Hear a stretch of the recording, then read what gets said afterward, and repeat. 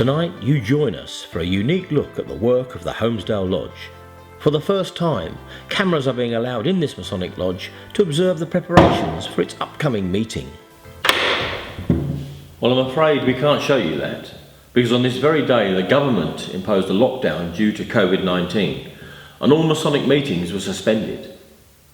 Holmesdale Lodge, number 874, is the longest established of 7 lodges that meet in Tunbridge Wells in Kent and has a proud history stretching back to 1862. The last time meetings had to be cancelled on this scale was more than 100 years ago. Holmesdale is a very special lodge. It's been in continuous existence since it started 160 years ago, and except for the Spanish flu period, it was continuously running through the First and Second World Wars. My grandfather and father were both members, but they were lost, unfortunately. I would not hesitate to join it again if I had the chance to join it again. However, whilst actual meetings have been put on pause, Holmesdale members have still been very active during the lockdown. We have 14 members in Holmesdale that, just by their age, which is a bit unfair, but by their age they were deemed as vulnerable. So we made a point of contacting them. I did that with Andrew Fermor, senior member of our lodge and the previous almoner. So we made phone calls, sent a note, and really just wanted to be assured that they were looked after in all the practical terms. And then of course it became very much an issue of having a natter and having a chat and catching up.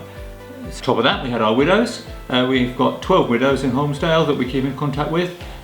Most are all very happy to talk and keep in contact and find out what Holmesdale are doing. And again, they were all well looked after by family and friends, but appreciated the calls. And really we come then on to the ones that had health issues and they could be waiting for treatments or operations.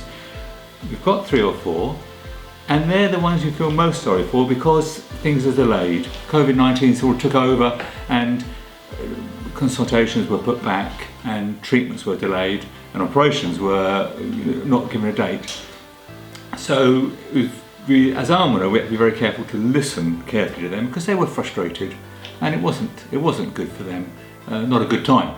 All members, not just elderly, vulnerable or unwell, needed to be made aware of the financial help that was available from Province, and we did that in various ways, but I'm satisfied that everyone was aware that it's there, and we did follow it up and discuss. I discussed it with one of our members in some depth in case there was a need there. Of course, one of the pleasant things about visiting is you can take flowers for the ladies, the widows, but you could take a bottle of good cheer for our brethren. The downside is with social distancing, of course, we can't usually share it there and then.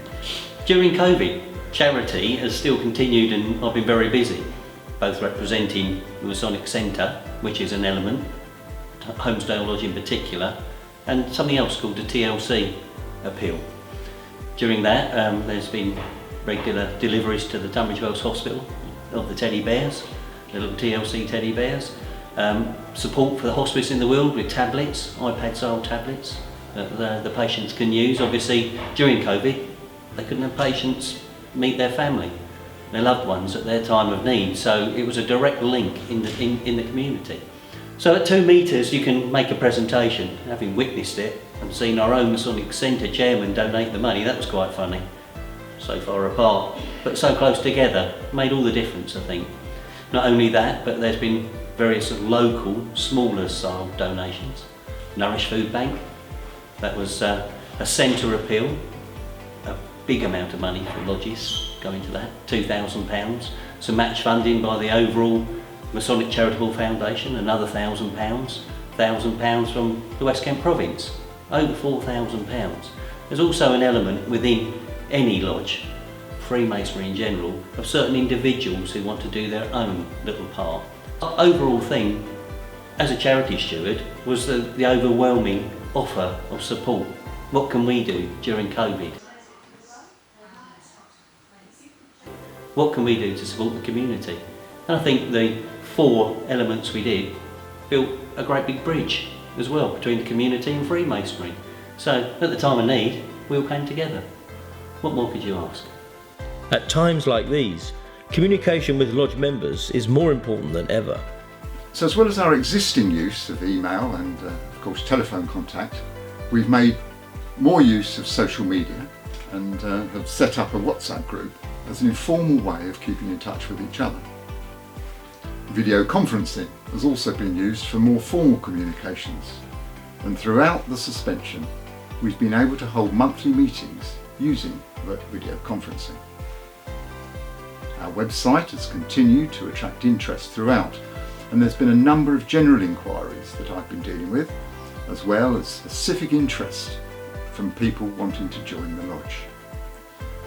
Actually, one of these inquiries has already resulted in a registration form, and that means we've now got 5 potential candidates waiting for us when we get back to work. From United Grand Lodge of England happened 24 hours before March meeting, so we stopped. Our last meetings was in February.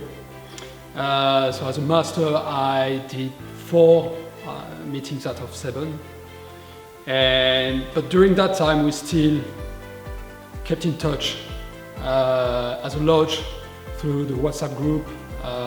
We did every month we did a Zoom lodge meeting, which was a social Zoom meeting, which was very enjoyable, and we kept working on our charitable activities, and now we are refurbishing the bar of our centre, so we kept active during the lockdown. First, for I think Holmesdale Lodge to have a French master, the first time that a master only had 4 meetings out of 7. I think it's the first time that a master remained in the chair for more than 12 months. It's all a French plot. Sorry, I was supposed to go into the chair in May, but that didn't happen. Obviously we're now in July, so I'm thinking probably best to go in next May, because if I go in, say, September, October, well, people are still going to be a bit worried, and also the social distancing will probably still be in place, so we probably can't have the black tie balls and everything like we normally have, comedy nights, all the social evenings. They probably won't get back until sort of early next year, you know, so I'm thinking if I go in next May, plenty of time to learn more script, get it all right, get the social events going again, because it's important to me to earn the most amount of funds in my year for my charity of my choice. For newer members in the lodge, keen to get Masonic experience under their belt, the suspension of meetings was a particular blow. But Holmesdale has an established mentoring scheme to help, led by lodge mentor Steve Archbold. My role as lodge mentor for the past few months has really been to engage with our newer members of the lodge, just so that we can keep their interest in Freemasonry, because while there's nothing going on, obviously they're not learning anything. So I've been getting them together on Zoom calls once a month. We've been throwing little nuggets into them, see whether they pick up on what the various roles are, and anything else that they really want to know. It's more of a, the Saturday mornings are more of a coffee gathering, if you like, where we can discuss various topics that they're interested in. They can ask questions of me and other members, and really it's just a chance to keep them engaged with the lodge itself. Left a bit of a vacuum, really. Didn't realise quite how much time it occupied in the way of preparation, bit of learning, bit of worrying about getting ready for things, but also just the whole thing. So it's left a bit of a hole in the day-to-day activities, unfortunately. But I mean, when I came into Freemasonry, I didn't know quite what to expect. So to be introduced to the ceremonies was very rewarding to begin with. And as you learn that ceremony, did your bits, advanced through it, it became more and more rewarding. So then to have that suddenly denied to us on account of COVID is very disappointing, but it's very exciting to get back to it, and it's been really good, I think, that everyone's kept in touch by doing virtual meetings, embracing that new technology. But I want to get back to the meetings, back to the festive board, things of that nature, a bit of face-to-face contact. Yeah. Also, part of my role is to keep contact with those who are waiting to join. So we have 5 members or 5 potential members.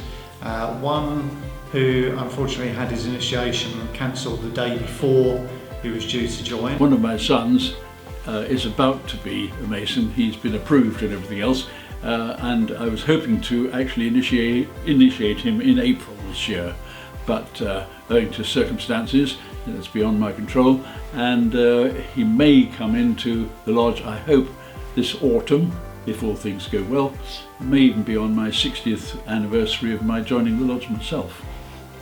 2 others who are going to come in at the next meeting, so I've been keeping in contact with them and again answering any questions that they have around joining, how long it's going to be until they can come in, or anything else that I can keep them interested at this stage.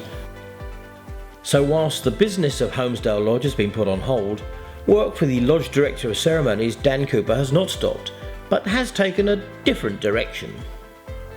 As Director of Ceremonies, I've got nothing to do at the moment, so we've been refurbishing the bar and I'm now Director of Works and been making sure the work's up to the required standard.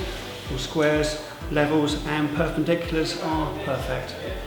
Well, as you know, like French people, we are very good at painting, so I've been called upon to use my talents in refurbishing the bar at the centre.